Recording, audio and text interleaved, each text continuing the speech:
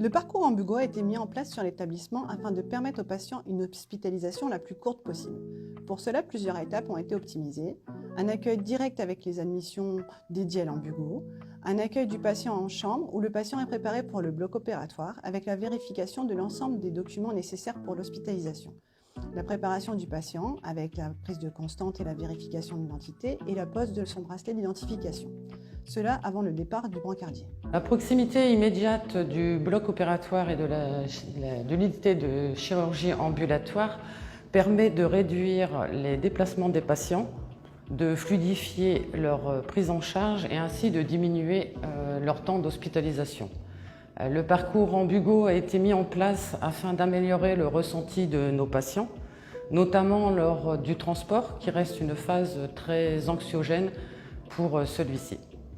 Le patient est accompagné au bloc opératoire à pied par un brancardier qui le conduit dans un salon d'attente. Celui-ci est dédié à l'Ambugo.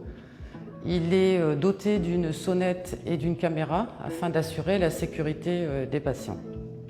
Il est possible de venir avec ses effets personnels tels que les lunettes, les prothèses dentaires, les prothèses auditives, qui permet au patient de conserver son autonomie et sa dignité. Hormis le téléphone portable, les photos et les vidéos étant interdites dans l'enceinte du bloc opératoire. L'équipe de bloc va ensuite accueillir le patient et le conduire en salle d'induction où sera réalisée l'anesthésie loco-régionale.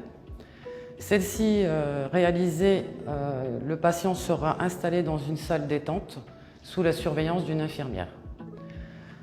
Le patient sera ensuite conduit à pied en salle d'intervention. C'est à ce moment que les effets personnels seront retirés. Ils seront mis dans un sachet qui suivra le parcours du patient tout au long du séjour. Le fait de rentrer en position debout en salle d'intervention met le soignant et le patient en position d'égalité, ce qui diminue le stress. Les patients gardent leur dignité et restent acteurs de leur parcours. À la fin de l'intervention, sans complications ni complément d'anesthésie, le patient est reconduit dans un salon de sortie, lui-même doté d'une sonnette et d'une caméra. Et il sera pris en charge par un brancardier qui le reconduit en chirurgie ambulatoire à pied. Dès le retour en chambre, le patient a une collation qui lui est donnée et une surveillance est réalisée avant sa sortie.